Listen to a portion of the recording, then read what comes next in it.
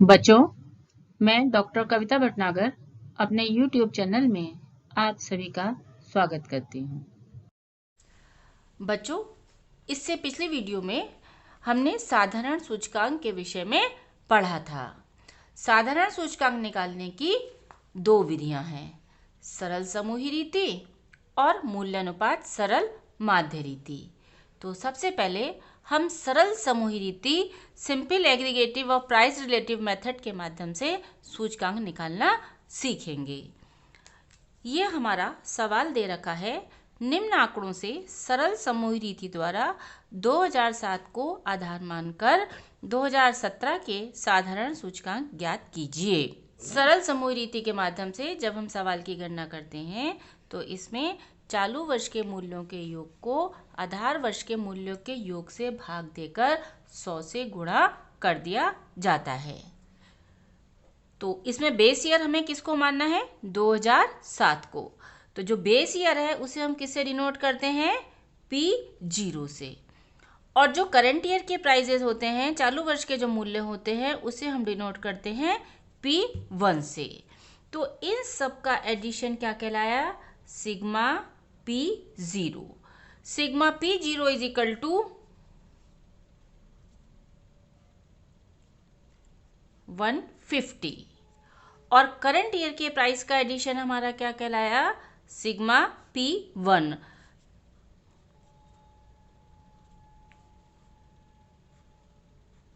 तो sigma P1 हमारा कितना आ गया? 210। अब इंडेक्स नंबर का हमारा फॉर्मूला है P01 is equal to sigma P1 upon sigma P0 into 100। अब इसमें P01 क्या है? आधार वर्ष के मूल्यों के आधार पर प्रचलित वर्ष का मूल्य सूचकांक। सिग्मा P1 चालू वर्ष के मूल्यों का योग, सिग्मा P0 आधार वर्ष के मूल्यों का योग। तो चालू वर्ष के मूल्यों के योग को आधार वर्ष के मूल्यों के योग से विभाजित करके हम 100 से गुणा करते हैं। तो चालू वर्ष के मूल्यों का योग हमारा कितना आ गया? 210। आधार वर्ष के मूल्यों का योग कितना आ गया? 150 इंटू 100। इसको जब हम सॉल्व करेंगे तो यह हमारा आ गया 2100 अपॉन 15। 0 से 0 काट दिया। अब 15 से हम 2100 को जब हम डिवाइड करेंगे तो हमारा आ जाएगा 140। तो P01 is equal to 140 answer.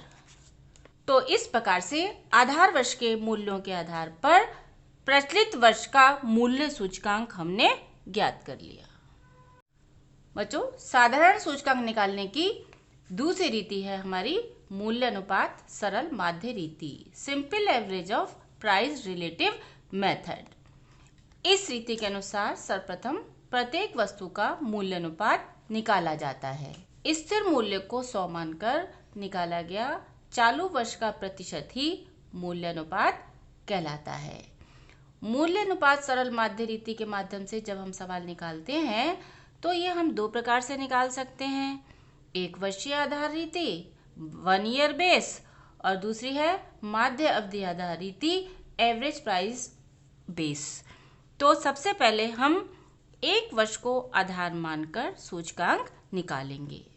एक सवाल देखते हैं। सवाल दे रखा है 6 वर्षों के लिए गेहूं के मूल्य दिए गए हैं। मूल्य अनुपात का परिकलन 2002 को आधार मानकर और 6 वर्षों के लिए औसत मूल्य को आधार मानकर कीजिए।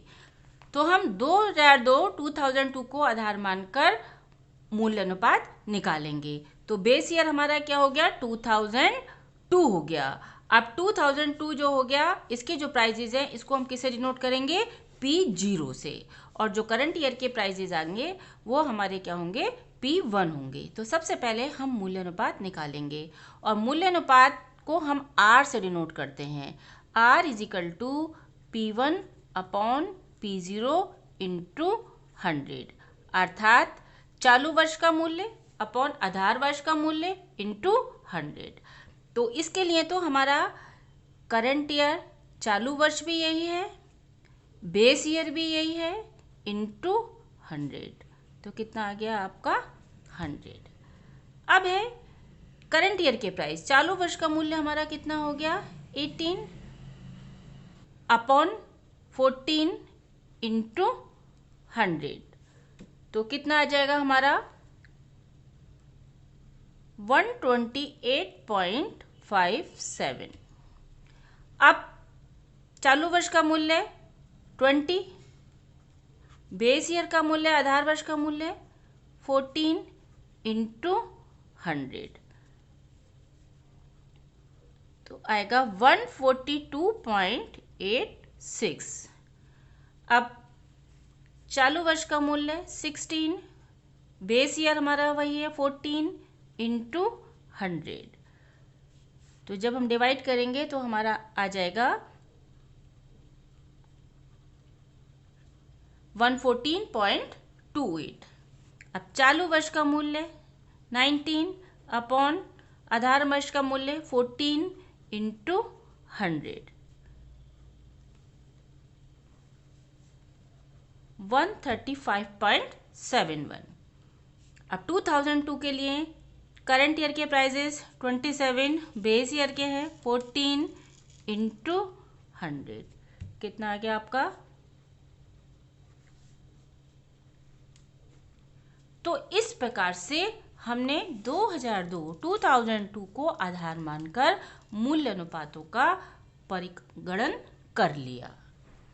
अब सवाल में हमारा दे रखा है average price for 6 year base, अर्थात अब हमें बेस ईयर 2002 को नहीं मानना है, किसको मानना है, एवरेज प्राइस को मानना है।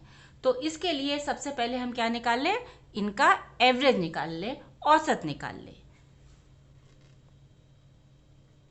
यहां हम क्या निकाल लें, इनका औसत मूल्य निकाल लें, और औसत मूल्य निकालने के लिए हम क्या करेंगे, जितने भी प्राइजेस दे रखे हैं उन सब के एडिशन को नंबर ऑफ ईयर से डिवाइड कर देंगे, अर्थात ये हमारा आ जाएगा 14 plus 18 plus 20 plus 16 plus 19 plus 27 upon number of years कितने दे रखे हैं, क्योंकि 6 ईयर दे रखे हैं तो हम 6 से इसे डिवाइड कर दें, तो इन सब का एडिशन हमारा आ जाएगा 114 अपॉन 6, और 114 को जब हम 6 से डिवाइड करेंगे तो एवरेज हमारा निकल आएगा 19। अब बेस ईयर एवरेज को मानना है तो एवरेज हमारा कितना निकल आया 19।